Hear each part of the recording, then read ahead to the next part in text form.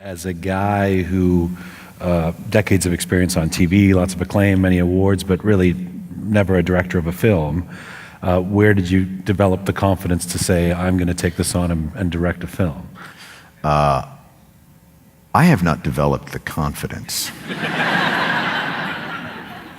yet. It really wasn't a very organic process. So Maziar was released and he came on the show. He's a lovely person and smart and funny, and what's so compelling about Maziar is, and let this be a warning to oppressive regimes everywhere, don't capture journalists because they remember shit. You know, you put me in there, and when I come out, what happened? I don't know.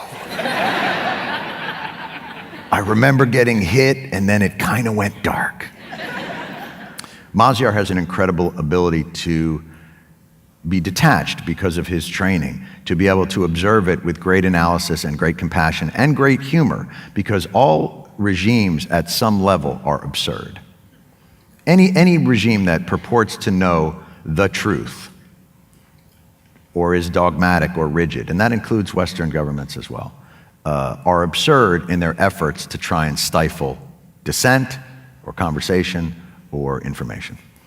And so the book that he wrote was beautiful, and at its heart was about how they can isolate you, but you can draw upon all that you are, your family, your culture, your art, to sustain you through this, because it's a weapon that they cannot deploy. They're more rigid in their thinking. And so I got involved with it as somebody who, he and I used to meet and have breakfast and just have a nice time and talk about the book and talk about our families and talk about maybe trying to make it into a movie.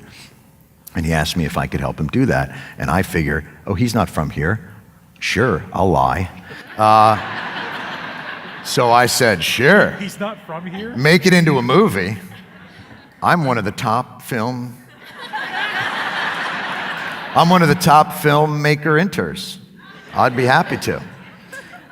So in general, we began the process, and the process of making a film is you compile lists of brilliant writers that you love, whose work you admire. And then after compiling those lists, you contact those writers, but it turns out somebody's already contacted them for other projects. And so you then join this like strange stack. And after a good period of doing this, I think we both became slightly impatient, because I felt like it's the type of story that had an urgency and a relevance that it wasn't something that I thought was appropriate to see 20 years from now.